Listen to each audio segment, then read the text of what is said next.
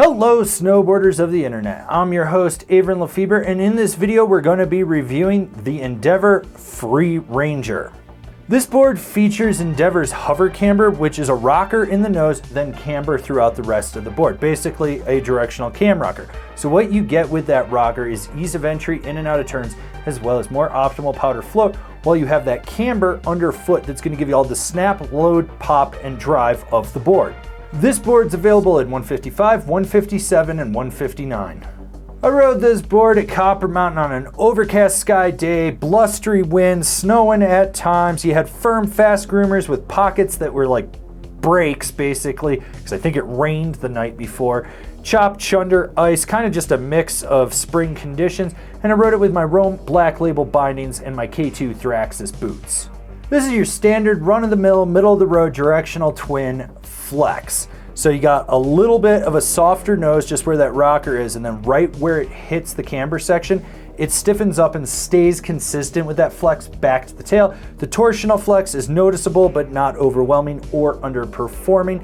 And when it comes to stability, you feel everything with this board. There is literally like no dampening to it.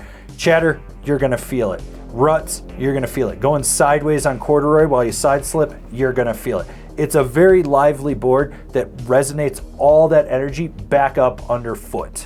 This board has the most inconsistent pop I've been on. When you're just riding around popping off rollers and side hits, it's lackluster. Yes, it's camber dominant, and when you load it up and roll back on the tail, there's a slight engagement, but it's not snappy. It doesn't feel like it wants to boost you, and then when you hit jumps, for some reason it's got more pop to it. It's the weirdest thing. Like, this board actually snaps further off the lip, it goes a little bit higher.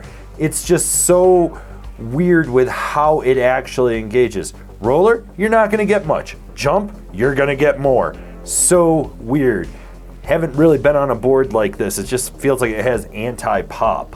With the flex and the camber shaping of this board, there's some fight to it when you try to butter around. Sure, you got that rocker in the nose, and even when you leverage your weight way out into it, it's a little bit easier to engage than the tail, but it still takes so much more work to push into it, and it's gonna fight you the whole time. This is a board where you wanna use a lot of speed and a lot of muscle to get what you want out of it. When you're on the tail, it's like high-speed wheelies, and when you pop a 180 and press into the nose, it wants to revert right back around. When it comes to jibbing, it can handle it. It's not gonna be anybody's top 10 board for going to hit a rail with.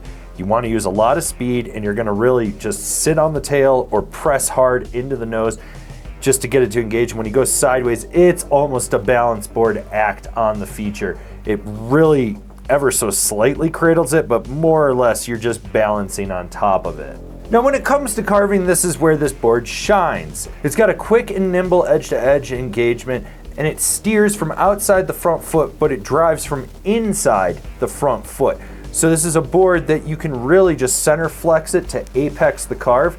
And short, tight, quick carves, medium, mellow carves, deep, hard carves are all gonna be solid with it. This board wants to turn.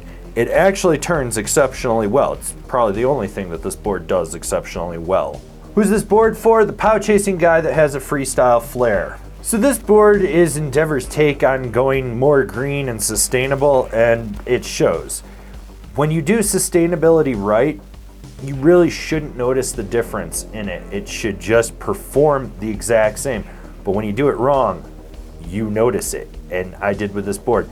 This is like the most hit or miss board. Sometimes it'll just surprise you with how it pops on jumps, but then you go to hit a roller and you're like, why the hell isn't this doing it? It turns good, but it's so lively you feel everything with it. At the end of the day, it's a snowboard that I'm gonna forget even exists. And someone's gonna ask me about it and I'm gonna be like, oh yeah, I forgot that that exists. Because it's just not remarkable in any way, shape, or form. Comparable boards, the Libtech Rassman, the Ride Manic, the Niche Aether. Binding recommendations, the Rome Katana, the Union Force, the Bent Metal Transfer. This has been my review of the Endeavor Free Ranger. Do you agree? Do you disagree? Do you own one? Are you going to buy one? Leave me a comment down below. Let's have a conversation about this snowboard. If you're new here, remember to subscribe, click the bell, get those notifications. That way you're not missing any of the videos we got coming out for all you snowboarders of the internet. And if you really like what we're doing over here and you want to support us further, swing on over to Angry Snowboarder VIP and become a member. Sure, I could tell you more here, but I got a video over there that explains it so much better. As always, I've been your host, Avran LeFeber, and I'll see you in another video.